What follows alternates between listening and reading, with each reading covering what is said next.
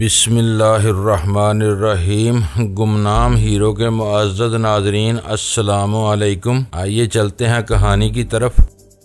वो मेरी ज़ात पर अपना पूरा हक तस्वर करती थी। आदि ये थी कि कुछ देर पहले मैंने अपनी गलती का एतराफ़ करते हुए आइंदा मोहतात रहने का वादा किया तो गजाला ने मेरे इस एतराफ़ को बेजा समझकर मुतालबा कर डाला कि वीरा को खुद ही मेरी अज़दवाजी ज़िंदगी की नज़ाकतों का एहसास होना चाहिए। मगर ये कैसे मुमकिन था कि मेरे या किसी और के बताए बगैर वीरा को अपनी गलती का एहसास होता। मकार, साजिशी और बदतीनत अफराद के सिवा आम लोग जानबूझकर गलती नहीं करते। हर शख्स अपनी दानिश्त में सब कुछ सही करता है और जो ही नताइज सामने आने पर इसे अपनी गलती का एहसास होता है वो इससे तायब हो जाता है। फर्क बस नुक्ता नजर का होता है। वीरा माजी के हवाले से मेरी बात से अपने लगाव का इजहार करती रहती थी। इस बारे में इसे ज्यादा दोष नहीं दिया जा सकता था। मैंने एक मुद्दत से इसकी हौसला अफजाई का सिलसिला तर्क जरूर कर दिया था, मगर खुलकर कभी भी इसे सरजनश करने की हिम्मत नहीं कर सका। वो अजीब सौदाई और हसास लड़की थी। मेरी तरफ से दिल टूट जाने पर वो कोई भी ऐसा कदम उठा सकती थी जो मेरे दिल और ज़मीर के लिए जिंदगी भर का बोझ और रोग बन के रह जाता। मेरे लिए वो पाए रफ्तन न जाए मानदन वाला मामला था। मेरी नीयत में पहले जो खोट रहा हो वो किस्सा परीना बन चुका था। इन दिनों बात सिर्फ इतनी रह गई थी कि गाहे गाहे वीरा के साथ आवारा कलामी होती रहती थी। इन तकल्लुफ और नाजो अंदाज के बखेड़ों से आजाद रहकर की जाने वाली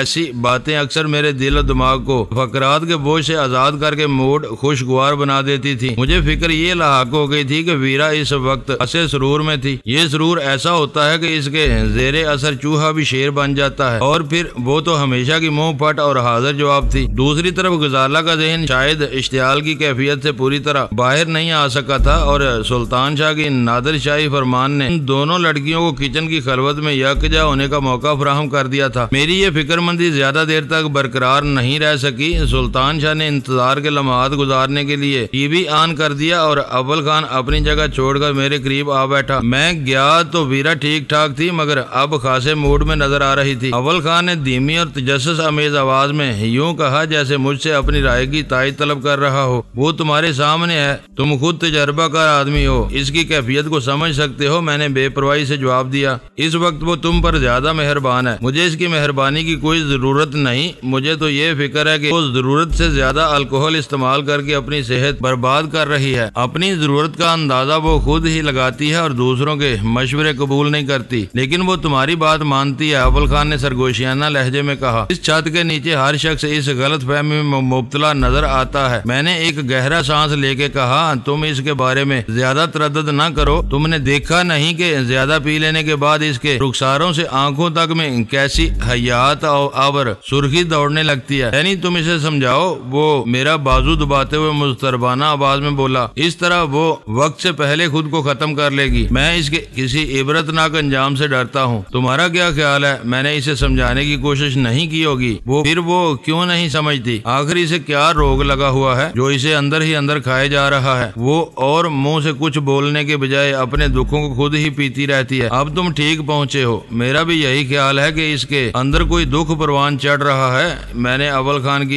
इस दर्दमंदी का रुख तब्दील करने के लिए पूरे खुलूस से कहा। जिमी लाइट ने इसे जिंदगी भर अपनी बेटी तस्लीम नहीं किया। वो हर जगह इसकी बेटी होने का ऐलान करती फिरी। इसकी जिंदगी में दिल खोलकर उससे अपनी नफरत का इजहार किया, मगर मेरा ख्याल है कि दिल ही दिल में वो जिमी लाइट को टूट कर चाहती थी। इसके बेरहमाना कत्ल के बाद वो अंदर से टूट फूट रह गई है और अब खुद को बेयारो मददगार महसूस करती है। शायद तुम ठीक कह रहे हो, वो पुरख्याल अंदाज में बुड़बुड़ाया। तुम तीनों इसके बेहतरीन दोस्त और बही ख्वाह हो, लेकिन महज दोस्तियों के सहारे एक हसास और जवान लड़की पहाड़ जैसी उम्र तो नहीं गुजार सकती। वो तुम्हें और गजाला को खुश हो खरम देखती होगी तो इसका एहसास ज़िया और गहरा हो जाता होगा। एहसास ज़िया? कैसा एहसास ज़िया? मैंने चौंक कर पूछा, मगर वो मेरे अपने दिल का चोर था। अव्वल खान की नजरों में तंद या तज़हीक का शैबा तक नहीं था। इसने कहा, बाप को खो देने का एहसास इसे चौके लगाता होगा। वीरा ने हमारे और हमारे मुल्क के लिए क्या कुछ नहीं किया है। अफसोस है कि हम इसके लिए कुछ भी नहीं नहीं कर सकते।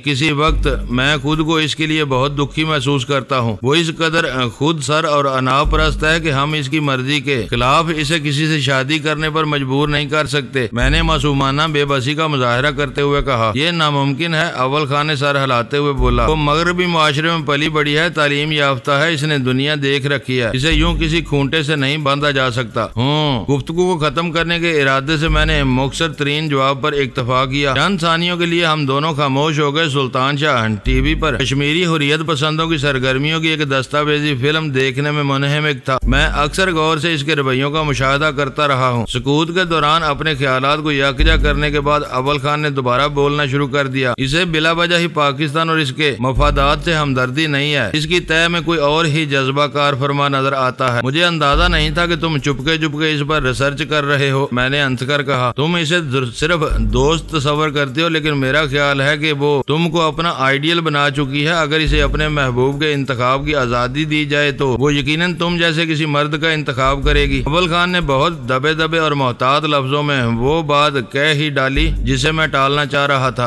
अव्वल खान, खुदा का खौफ करो, गुजाला ने तुम्हारा ये माहिराना तजिया सुन लिया तो मेरी जिंदगी वीरा से भी ज्यादा काबिल रहम हो जाएगी। मेरी बात का गलत मफहूम अखज मत करो। अव्वल खान फौरन ही मुदाफत पर उतर आया।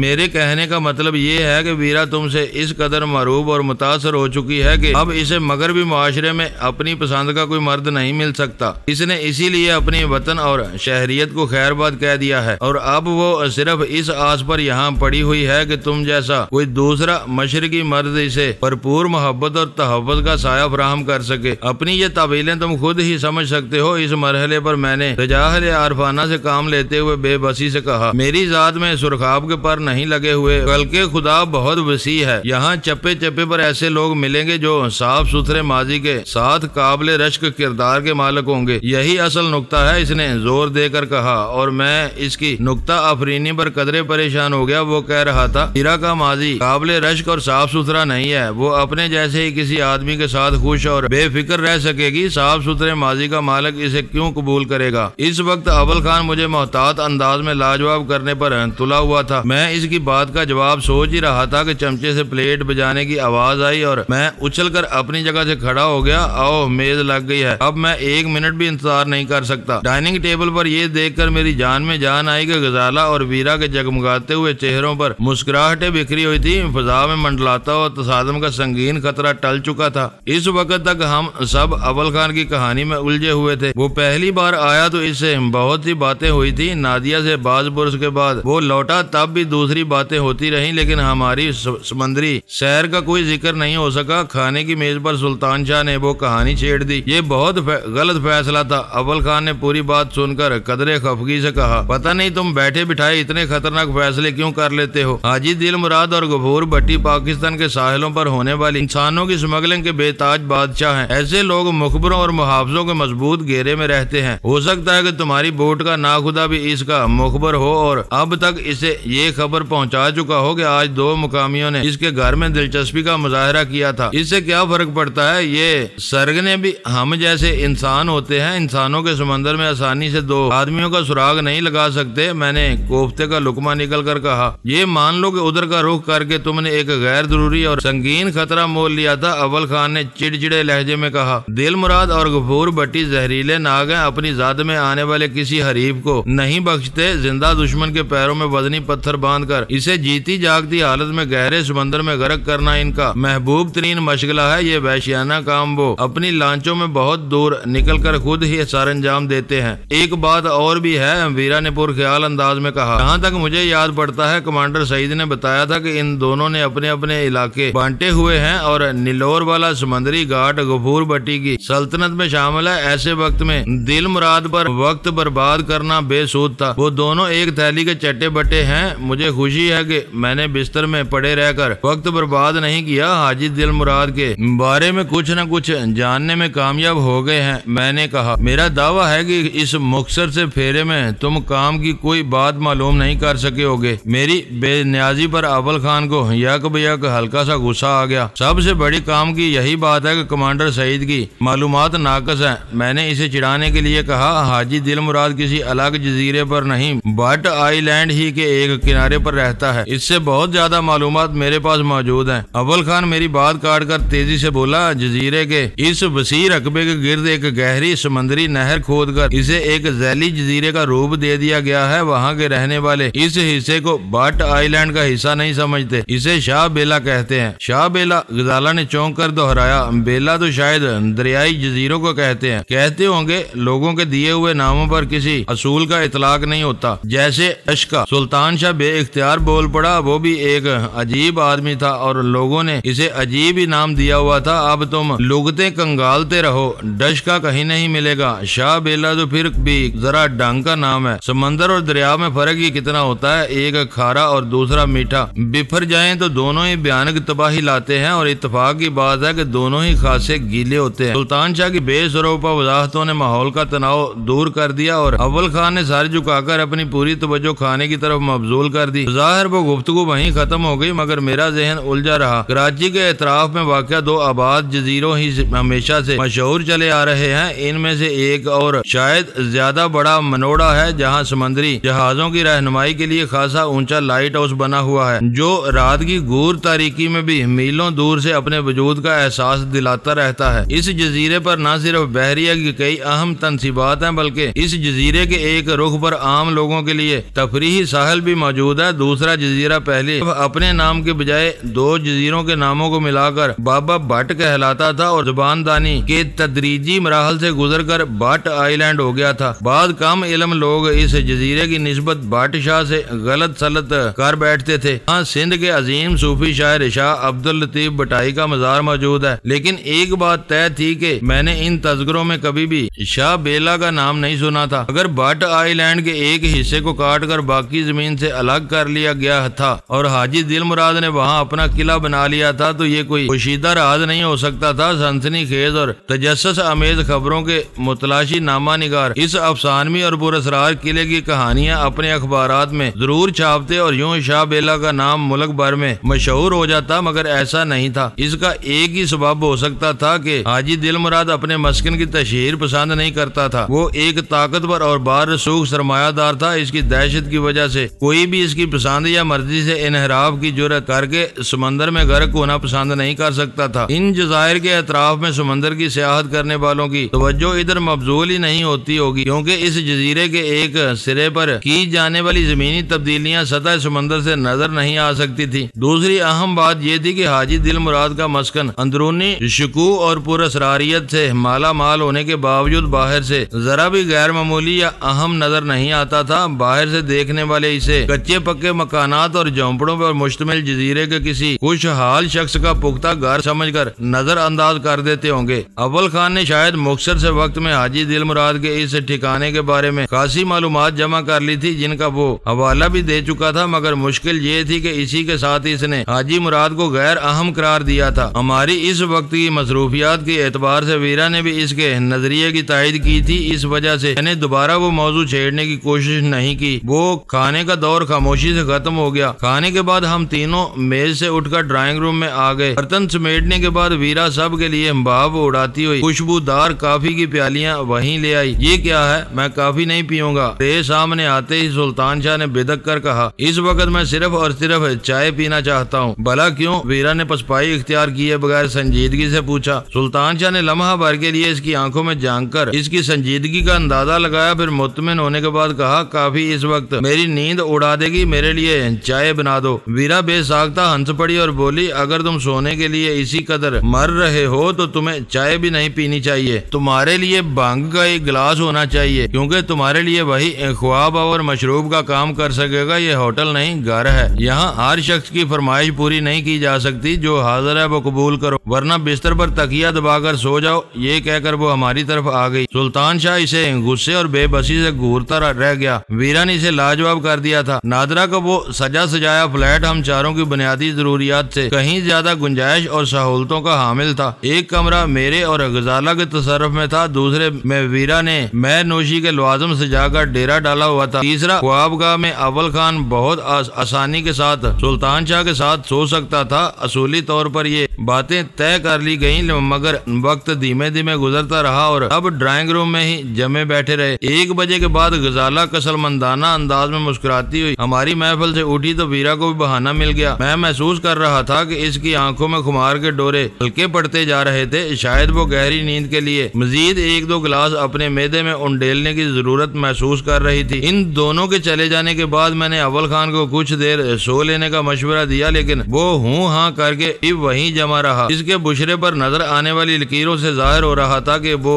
तफक्कुरात में गिरा हुआ था। भारतीय सीक्रेट सर्विस राग के 2 तजर्बेकार एजेंट राज अलमेडा के एमा पर खुफिया तौर पर पाकिस्तान में दाखिल हो चुके थे। ये हमारी खुशकिस्मती थी कि इन सब के यकजा होने से पहले ही हमने राज अलमेडा को बेदस्तों पा करके कैफरे किरदार को पहुंचा दिया था। लेकिन क्राइन ये बता रहे थे कि राजन और विक्रम के नामों से भारतीय एजेंट शहर में मौजूद थे और अव्वल खान की थ्योरी के मुताबिक राज अलमेडा की मौत की खबर फैलते ही इन्होंने शहर में बमों के 2 धमाके करके गैर सरकारी तौर पर अपना एहतजाज रिकॉर्ड करा दिया था। इन खतरनाक दहशतगर्दों का खात्मा किए बगैर हम इत्मीनान का सांस नहीं ले सकते थे। आज शहर के मसरूफ और बारौनक इलाकों में बमों के 2 धमाके हुए हैं, कल कुछ और भी हो सकता है। कुछ देर बाद अव्वल खान ने इन फिक्रों के जरिए अपनी फिक्रमंदी का सबब खुद ही जाहिर कर दिया। तेजी दिखाने के चक्कर में वो बुरी तरह ठोकर खाएंगे और हमारे हाथ इनकी गर्दनों पर पहुंच जाएंगे। मैंने इसे तसल्ली देते हुए कहा, वो ज्यादा देर तक आजाद नहीं रह सकेंगे। फिलहाल ये सिर्फ खुश फहमी है, अव्वल खान ने तलखी से कहा। इस वक्त वो दोनों बेनामो निशान साए हैं। जब तक वो हमारी नजरों में नहीं आ जाते हम इनका बाल भी बीका नहीं कर सकेंगे। पता नहीं तुम कमांडर सईद पर भरोसा क्यों नहीं कर रहे। सुल्तान शाह ने गुफ्तगू में दखल अंदाज होते हुए एक मकूल नुक्ता पेश किया। गफूर भट्टी की याददाश्त के सहारे तैयार होने वाले खाके इन्हें बेनकाब करने में कलीदी किरदार अदा कर सकेंगे। इन खाकों को टीवी पर और अखबारात में बड़े पैमाने पर मुश्तहर कराया जाए तो वो बुज़दिल चूहे अपनी कमी गाहों से बाहर निकलने की हिम्मत भी नहीं कर सकेंगे। मैंने सुल्तान शाह के खामोश होने से पहले बात आगे बढ़ाते हुए कहा, इनके बारे में तुम्हारी फिक्रमंदी बजा है, लेकिन तुम इन्हें जरूरत से ज्यादा अहमियत दे रहे हो। कानून नाफिज करने वाले हर इदारे के अहलकार बेगुनाह शहरियों की जानो माल के अमीन है। आज के धमाकों में मुझे 2 शहरियों की शहादत की खबर मिली थी। हो सकता है कि इस तादाद में इजाफा हुआ हो। इनका क्या कसूर था? ये खून किसके सर जाएगा? क्या हम अपनी सरजमीन पर भी अपने मासूम शहरियों को आलमी दहशत गर्दों का निशाना बनने से नहीं बचा सकते? ये बहुत तीखे सवालात हैं, ये मेरे दिमाग की शरियाने फाड़ देंगे। ये सवाल वाकई बहुत अहम है। मैंने एतराफ किया, शहरी के लहू की बूंद तो बड़ी बात है, इसकी इज्जत नफ्स और आबरू के तहफ़्फ़ुज़ की जिम्मेदारी भी यकसा अहमियत की हामिल है। मगर ये देखकर मुझे दुख होता है कि अब ये सब नजरियाती बातें होकर रह गई हैं। अमलन हमारे थानों वगैरह में क्या होता है, हम खुद अपनी जिम्मेदारियों से तजावुज़ करके लोगों को इज्जत और जिल्लत बांटने पर कादर होते जा रहे हैं। घर की खराबियों को राह वालों के मजालम का जवाब मत बनाओ। अव्वल खान मेरी बात काटकर तेजी से बोला, घर की खराबी से ही बाहर वाले फायदा उठाते हैं। मैंने जोर देकर कहा, जिस शहर में लोग मामूली इख्तलाफात पर आपस में 10-5 लाशें गिराने लगे, वहाँ बाहर वालों को भी बहती गंगा में हाथ धोने का मौका मिल जाता है। जो कुछ हो रहा है और शहर में आज जो कुछ हुआ वो वाकई अंदोहनाक है। इन हालात पर मेरा दिल भी उनके आंसू रोता है, लेकिन ये मसाइल सिर्फ आंसू बहाने से हल नहीं हो सकते। इनके खिलाफ भी इसी जज्बे से काम करना होगा जिस जज्बे से तुम राह वालों से नफरत करते हो। अपनी सोच को जरा धीमा रखो, वो दोनों बचकर नहीं निकल सकेंगे। और फिर ये भी याद रखो कि तुम इस मुल्क में कानून के नफाज के जिम्मेदारों में से नहीं हो। सुल्तान शाह ने मेरा साथ देते हुए कहा, तुम स्पेशल टास्क फोर्स के एक यूनिट के सरबराह हो। तुम्हें कानून की हदूद और पाबंदियों से आजाद करके मुल्की सलामती की हिफाजत का मुकद्दस फरीजा सौंपा गया है और अपनी इस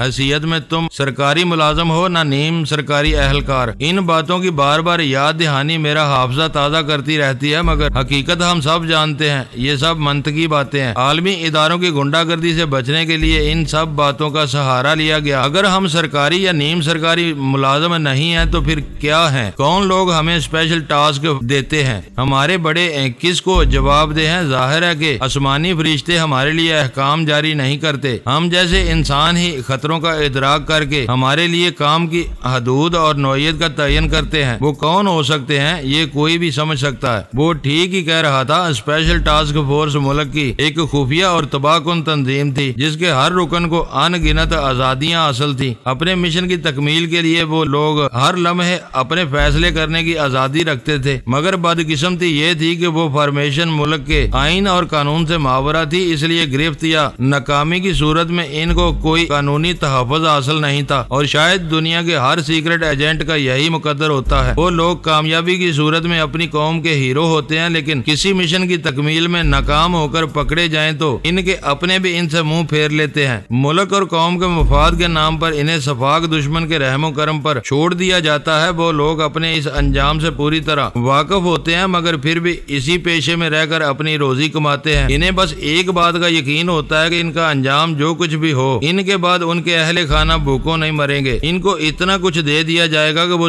दुनियावी आसाइशों से माला माल होकर अपने दुख का बोझ हल्का महसूस करने लगेंगे और माशरे में इज्जत की निगाह से देखे जाएंगे। सुल्तान शाह की आंखों में नींद का खुमार झलकने लगा था। इसने इस्तेफामिया नजरों से मेरी तरफ देखा और मैंने सर हिलाकर इसे जाने की इजाजत दे दी। कमरे का दरवाजा खुला रहता है, जब चाहो अंदर आ सकते हो। इसने उठते उठते अव्वल खान से कहा, मसहरी इतनी चौड़ी है कि ताल्लुकात खराब होने की सूरत में मियाँ बीवी एक दूसरे की दस्तरस से महफूज रहकर दोनों सिरों पर सो सकते हैं। तुम जाओ। अव्वल खान ने पैर फैलाकर हल्की सी अंगड़ाई लेते हुए कहा, मेरी नींद उड़ चुकी है, जब जोंक सवार होगी तो अंदर आ जाऊंगा, तुम्हारी नींद में खलल नहीं पड़ेगा। वो चला गया तो चंद लम्हों बाद अव्वल खान मुझसे मुखातब होकर धीरे धीरे कहने लगा, तुम तारीखदान नहीं हो लेकिन पढ़े लिखे जरूर हो। तुम्हें याद होगा कि मोहम्मद बिन कासिम ने एक औरत की फरियाद पर अपना सफीना सिंध के साहिलों के रुख पर डाला था। अपने शहरियों की हुर्मत और इज्जत के बेमिसाल तहफ़्फ़ुज़ का वो पहला मुनफरद वाक़या था। फिर तुमने पहली जंग अजीम के बारे में पढ़ा होगा। बोस्निया के शहर सराइवो में एक सरब तालब इलम ने ऑस्ट्रिया के आर्क डेबक फ्रेडिनेंड और इसकी बीवी को कत्ल कर दिया था और इसी बिना पर ऑस्ट्रिया ने सर्बिया पर हमला कर दिया था, जिसमें दुनिया की तमाम बड़ी कुव्वतें तेजी के साथ लवज होती चली गई और दोहरे कत्ल के वाक़े से शुरू होने वाली वो खून आशाम जंग 4 साल में लाखों इंसानी जानों को चाट गई और अभी चंद बरस पहले अपने चंद शहरियों की तजलीलो तज़हीक पर बरतानिया की शाही बहरिया ने फॉकलैंड की ईंट से ईंट बजा दी। ये गयूर और बेजिगर कौमों के अंदाज होते हैं। एक हम है कि दुश्मन हमारे सीने पर मोंग डालकर चला जाता है और हम उफ भी नहीं कर पाते। मैं समझ रहा था कि राह के दोनों एजेंटों की मुमकिना तकरीबकारी और फिर कम से कम 2 शहरियों की हलाकत अव्वल खान के जहन पर सवार थी और वो इसी के हवाले से बात कर रहा था। मैंने कहा, इस वक्त तुम सिर्फ एक ही रुख पर सोचे जा रहे हो, ये बुरी बात है। तुम्हारी दी हुई तीनों मिसालें बेमिसाल हैं, लेकिन हमारे हालात से इनका दूर का भी वास्ता नहीं है। इन तीनों वाक़यात में जुर्म साबित हो चुका था, मुजरम सामने था, मगर फरीक़े सानी इन्हें सजा देने पर मादा नहीं था। यहाँ तो कुछ भी नहीं है। राह के एजेंट रपोश हैं। बमों के धमाके किसने किए ये मालूम ही नहीं हो सका। ऐसी सूरत में तुम किसी के खिलाफ कोई कार्रवाई नहीं कर सकते। तुम सर दड़ की बाजी लगाकर राजन और विक्रम को पकड़ लो और इनसे सारे एतराफात करा लो, तब भी कुछ नहीं कर सकोगे। राह का चीफ फौरन इनसे अपनी लातालगी का ऐलान कर देगा। ऐसी ढकी छुपी लड़ाइयाँ अजल से होती चली आ रही हैं। इनमें बस यही होता है कि पकड़े जाने वालों को मुकामी कानून के मुताबिक सबसे कड़ी सजा सुना दी जाती है और तुम कानून से मावरा हो, इसलिए इन दोनों की गर्दनों में फौलादी तोक पहनाकर इन्हें बहिरा अरब के गहरे पानियों में गर्क कर सकते हो। कोई तुमसे नहीं पूछेगा कि वो मलाउन कहाँ गए। ये तो इंशाल्लाह होकर रहेगा। अव्वल खान ने जहर खान से कहा, अब इससे आगे भी कुछ होना चाहिए। वो जरूर हो रहा होगा, ये और बात है कि तुम इससे बेखबर हो। क्या हो रहा होगा? इसने बेयकीनी और हैरत से सवाल किया। हमारे भी कुछ सरफरोश अपनी जाने हथेली पर लिए इनके इलाकों में काम कर रहे होंगे। वो आए दिन हमारे एजेंटों के बारे में शोर मचाते रहते हैं और जब कोई हाथ नहीं आता तो जिल्लाहट में वो हमारे किसी सफारती कारकुन को अपने आताब का निशाना बनाकर मुल्क बदर कर देते हैं। ये कहानियां तुम भी अखबारों में पढ़ते रहते होगे। तुम्हारा ये आलम है कि तुमने इनके एजेंटों का सीना दूबर किया हुआ है और फिर भी अजरदा हो रहे हो। अव्वल खान के होंठों पर पहली बार बेसाख्ता मुस्कुराहट नमूदार हुई और इसने कहा, मैं इसीलिए कहता हूँ कि तुम सोचने का काम बहुत उम्दगी से सर अंजाम देते हो। मेरी जहनी रो एक तरफ लग जाती है तो दूसरी तरफ इम्कानात चौपट होकर रह जाते हैं। मेरा भी यही मतलब था कि अब हमें इनके घर में घुसकर काम दिखाना चाहिए। जोश और गुस्से में मैं भूल ही गया था कि हम अंदर की देखभाल करने वाले लोग हैं, सरहदों से बाहर काम दिखाने वाले दूसरे हैं जो यकीनन अपने काम से गाफिल नहीं होंगे। और यही एक ऐसी मेरा फिक्रा अधूरा रह गया क्योंकि अचानक ही फोन की घंटी बाज उठी थी। निगाह बेइख्तियार अपनी रेस्ट वॉच पर गई। वो 2:15 बजा रही थी। इतनी रात के कौन फोन कर सकता है? अव्वल खान पुर तशवीश आवाज में बुड़बुड़ाया। घंटी दोबारा बजी। मुझे यकायक आइज़क बेल का ख्याल आया। शायद रास अल्मेडा का वो जाननशीन न्यूयॉर्क में अपनी नींद पूरी कर लेने के बाद दोबारा मेरे साथ मुंहमारी करना चाह रहा था। तीसरी घंटी बजने से पहले मैंने ने रिसीवर उठा लिया। दूसरी तरफ से एक मुतरन्नम नस्वानी आवाज में हेलो सुनते ही मेरे बदन के तने हुए अजलात यक बियक ढीले पड़ गए। इस आवाज को मैं आसानी से नहीं भूल सकता था। नादरा, खैरियत तो है? इतनी रात के फोन करने की क्या जरूरत पेश आ गई? मैंने हैरत से पूछा। मेरी जुबान से नादरा का नाम सुनकर अव्वल खान पुरसुकून हो गया। सुल्तान शाह भी ख्वाबगाह से निकलकर हमारी तरफ आते आते वापस लौट गया। ओह डैनी, खुदा का शुक्र है कि फोन तुम ही ने उठाया है। मेरी आवाज सुनते ही इसका लहजा पुरजोश और तशक्कर अमेज हो गया। दूसरों से बात होती है तो वो मुझे टाल देते हैं और शायद तुम्हें पैगाम भी नहीं देते। मुझे पैगाम मिलते रहते हैं मगर मैं इन दिनों बहुत मसरूफ हूँ। ये बताओ कि तुमने इस वक्त फोन क्यों किया है? नींद नहीं आ रही थी, मेरा ज़हन तुम्हारी जात में उलझा हुआ था। तुमने मुझे कराची से निकाल दिया था मगर मैं तुमको बहुत संगीन खतरात में गिरा हुआ छोड़कर आई थी। क्या वो चक्कर अभी तक चल रहा है? इसने बेतकल्फी से कहा। तुमसे राब्ता करने वाले CIA के एजेंट वापस जा चुके हैं लेकिन मेरे गिर्द जाल बिछाने वाले दूसरे लोग अभी तक मैदान में हैं। हो सकता है कि किसी वक्त मुझे तुम्हारा ये फ्लैट भी छोड़ना पड़े। आए, ऐसा ना कहो। गनी के बाद अब तुम ही मेरा सहारा हो। इसकी आवाज बेसाख्ता थी। तुम अंदाजा नहीं लगा सकते अंदर से टूटी फूटी और बिखरी हुई औरत कितनी बेएतबार हो जाती है। मगर मैंने तुम पर एतबार किया। तुम मुझे अपने बहुत करीब महसूस होते हो। मैं इसके मजीद जज्बाती होने से पहले ही मैंने कदरे बेरहमाना अंदाज में इसकी बात काट दी। इस वक्त तुम रहीम यार खान और मैं कराची में हूँ। सैकड़ों मील का ये फासला एक हकीकत है और हमें हकीकत की दुनिया में रहना चाहिए क्योंकि गजाला अभी जाग रही है। इसका नाम ना लो, मुझे अब इसके नाम से भी खौफ आने लगा है। पता नहीं तुमने ऐसी खूंखार बीवी क्यों पाली हुई है जो औरत अपने शौहर पर दूसरी औरतों का साया तक बर्दाश्त न कर सके। इसे मर्द ज्यादा देर तक बर्दाश्त नहीं कर सकता मगर मैं इसे दिलो जान से चाहता हूँ, मैंने नरमी से कहा। गनी भी मुझे बहुत चाहते थे मगर जब भी वो शाम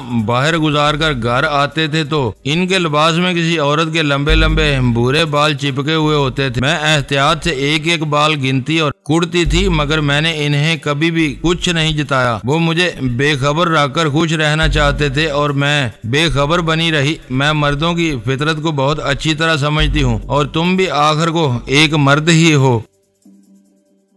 मुअज़्ज़ज़ नाज़रीन, लाइक करें, शेयर करें और कमेंट्स बॉक्स में पाक आर्मी जिंदाबाद, पाकिस्तान पाइंदाबाद का नारा ज़रूर दर्ज करके अपने मुल्क पर फ़ख्र करें और पाकिस्तान की बुनियादें मजबूत करने में अपना किरदार अदा करें। वीडियो देखने का शुक्रिया। मुअज़्ज़ज़ नाज़रीन, अपना ख्याल रखिएगा और हमारे चैनल का भी। ISI पाक आर्मी जिंदाबाद, पाकिस्तान पाइंदाबाद।